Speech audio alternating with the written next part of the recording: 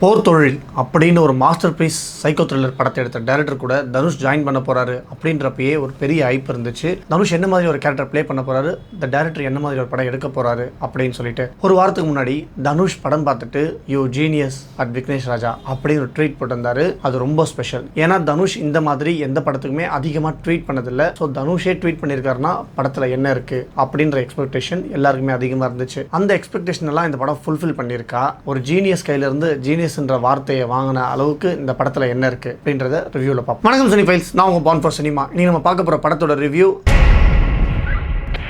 Directed by Vignesh Raja, starring Dhanush, Mamitha Baiju, KS Ravikumar, Karunas. இந்த படத்தோட கதை என்னன்னா, பேங்க்ல இருந்து நாங்கள் கம்மி இன்ட்ரெஸ்ட்டுக்கு லோன் தரோம், நீங்கள் ஆட்டோ வாங்கி பிஸ்னஸ் பண்ணலாம், கார் வாங்கி பிஸ்னஸ் பண்ணலாம், கேப் ஓட்டலாம், ஆட்டோ ஓட்டலாம் அப்படின்னு சொல்லி ஏகப்பட்ட பேருக்கு காரு ஆட்டோலாம் கொடுக்குறாங்க. கொஞ்ச நாளில் ஈரானில் வார் நடக்குது. அந்த வார்னால இந்தியாவுக்கு பெட்ரோல், டீசல், கேஸ் இதெல்லாம் வராமல் நின்று போகுது. பெட்ரோல் பங்க் வெளியே நூற்றுக்கணக்கான ஆட்டோ, காருங்க டீசல் பெட்ரோலுக்காக நிற்கிறாங்க. அவங்களால காசு சம்பாதிக்க முடியல, லோனும் கரெக்டாக கட்ட முடியல. லோன் கரெக்டாக கட்டாததுனால அவங்களோட ஆட்டோ, காரெல்லாம் பேங்க்லேருந்து ஜப்தி பண்ணுறாங்க. இப்போ அவங்க கையில் காசு சம்பாதிக்கிறதுக்கும் பொருள் இல்லை. இது வரைக்கும் கட்டின காசும் வேஸ்ட்டாக போச்சு. இந்த மாதிரி ஏகப்பட்ட பேர் பேங்க் மேலே செம்ம காண்டா இருக்காங்க. இவங்க எல்லாருக்காகவும் ஒருத்தன் வந்து நிற்கிறான். அவன் தான் கரசாமி. அந்த கரசாமி யாரு, நல்லவனா கெட்டவனா? அவன் ஏன் இவங்களுக்காக வந்து நிற்கணும்? ட்ரெய்லர்லேயே பார்த்துருப்போம், தனுஷ் ஒரு திருடனா காட்டியிருப்போம். ஏன் திருடனானா, திருடனாய் என்ன பண்ணுறான், இது எல்லாத்தோட ஆன்சர்ஸும் இந்த படத்தில் இருக்கு. இந்த படத்தோட ஒரு பெரிய பாசிட்டிவ் ஆக்டர்ஸோட பெர்ஃபார்மன்ஸ். தனுஷ் மட்டும் இல்லை, கேஎஸ் ரவிக்குமார், கர்ணாஸ், மமிதா பைஜு எல்லாருமே பயங்கரமான பெர்ஃபார்மன்ஸ் கொடுத்திருக்காங்க.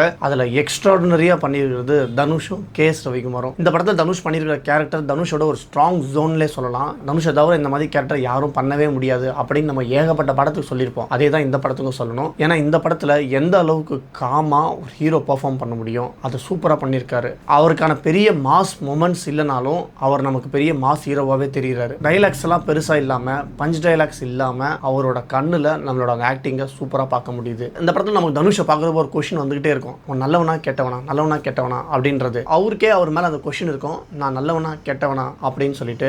ஏன்னா அவர் இந்த படத்தில் ஹீரோ இல்லை, நம்மள மாதிரி ஒரு நார்மலான மனுஷனா ஆக்ட் பண்ணியிருக்காரு. தனுஷுக்கு நெக்ஸ்ட் கேஎஸ் ரவிக்குமார். எனக்கு தெரிஞ்சு கேஎஸ் ரவிக்குமார் இது வரைக்கும் பண்ண படத்திலேயே அவரோட ஆக்டிங்ல இது ஒன் ஆஃப் த பெஸ்ட் பெர்ஃபார்மன்ஸாக இருக்கும். அவரோட ஸ்க்ரீன் ஸ்பேஸ் ரொம்ப கம்மியாக இருந்தாலும் அவரோட பெர்ஃபார்மன்ஸ், அவரோட டைலாக் டெலிவரி எல்லாமே ரொம்ப இம்பாக்டாக இருக்கு. நெக்ஸ்ட் மமிதா பைஜு. மமிதா பைஜு கிட்ட இந்த கதை சொல்லலாம், எப்படியோ அவங்க அந்த படத்தை ஏற்றுக்க மாட்டாங்க. பப்ளியா அழகான கேரக்டர்ஸ் தான் அவங்க சூஸ் பண்ணிட்டு இருக்காங்க. இந்த கேரக்டரை ஏற்றுக்க மாட்டாங்க அப்படின்னு தான் இந்த கதையே சொன்னேன் அப்படின்னு சொல்லி டேரக்டர் சொன்னாரு. ஆனால் அவங்க இந்த கேரக்டருக்கு ஓகே சொன்னது எனக்கு ஷாக்கிங்காக இருந்துச்சு அப்படின்னு இந்த படத்தோட டேரக்டர் இன்டர்வியூஸ்ல சொல்லியிருப்பாரு. ஏன் மமிதா பைஜு இந்த கேரக்டருக்கு ஓகே சொன்னாங்க அப்படின்றத இந்த படம் பார்த்தா தெரியும். ஏன்னா அந்த அளவுக்கு பர்ஃபார்மன்ஸ் சூப்பராக பண்ணியிருக்காங்க. அவங்களோட ஸ்க்ரீன் ஸ்பேஸ் ரொம்ப கம்மி. தனுஷ் எந்த அளவுக்கு ஒரு கிரே கேரக்டராக இருக்காரோ, நம்ம மைண்டில் என்ன தோணி தனுஷ் சொல்லணும்னு நினைப்போமோ அந்த ஆடியன்ஸோட பாயிண்ட் ஆஃப் வியூ கேரக்டராக மமிதா பைஜு இந்த படத்தில் வராங்க. அவங்களோட ஸ்க்ரீன் ஸ்பேஸ் ரொம்ப கம்மியாக இருந்தாலுமே அவங்களோட பெர்ஃபார்மன்ஸ் இந்த படத்தில் எந்த அளவுக்கு தேவையோ அந்த அளவுக்கு பெஸ்ட்டாகவே இருக்குது. அதுக்கப்புறம் கர்ணாஸ், பாண்டியராஜோட பையன் நடிச்சிருக்காங்க. அவங்க ரெண்டு பேரோட பெர்ஃபார்மன்ஸுமே படத்தில் நல்லாவே இருக்குது. ஜெயராம், சூரஜ் வெஞ்சரமோடு இவங்க ரெண்டு பேரும் இந்த படத்தோட வில்லன்ஸாக வராங்க.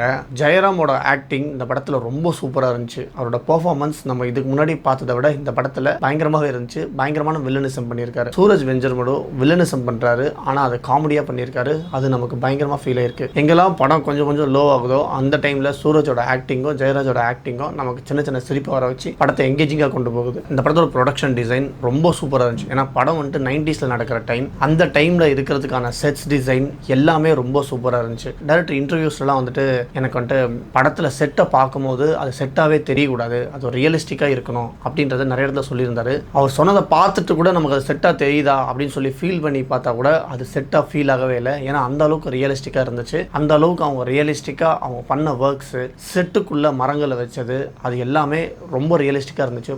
செட் ஒர்க், 90s யூஸ் பண்ண திங்ஸு, பேங்க்ல அவங்க வச்சிருந்த சலான்லேருந்து கரன்சி, கன்ஸு, காரு, இது எல்லாமே வந்துட்டு படத்தில் சூப்பராக பண்ணியிருந்தாங்க.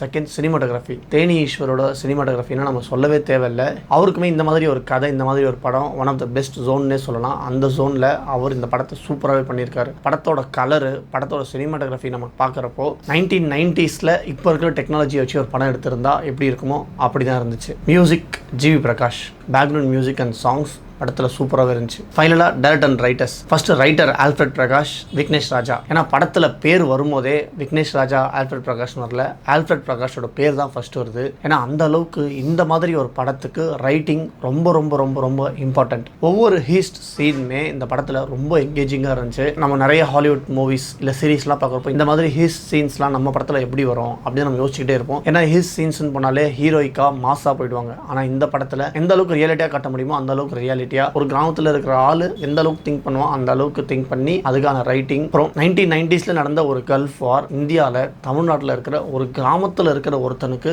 எப்படி எஃபெக்ட் ஆகுது அப்படின்றத கனெக்ட் பண்ணி இந்த மாதிரி ஒரு கதை எழுதுறது ரொம்ப ஈஸி கிடையாது, ரொம்ப கஷ்டம். அதை ரொம்ப பெஸ்ட்டாகவே பண்ணியிருக்காங்க. விக்னேஷ் ராஜாவோட டைரக்ஷன் என்ன ரைட்டிங்கில் இருந்துச்சோ அதை விட ஸ்க்ரீனில் பார்க்கறதுக்கு பர்ஃபெக்டாகவே இருக்குது. எல்லாமே ஓகே, படம் என்கேஜிங்காக இருக்குது, இதுவாக இருக்குது. ஆனால் படத்தில் சில இடத்துல ரைட்டிங்கை ஈஸியாக எடுத்துக்கிற மாதிரி இருக்குது. கிளைமேக்ஸ் சீனில் வர அந்த ஐஸ்ட் எப்படா இது அப்படின்னு லாஜிக் மிஸ் ஆன மாதிரி ஃபீல் ஆகலாம். ஆனால் ஓவரால் படமாக பார்க்குறப்போ அது பெருசாக இம்பாக்ட் ஆகலை.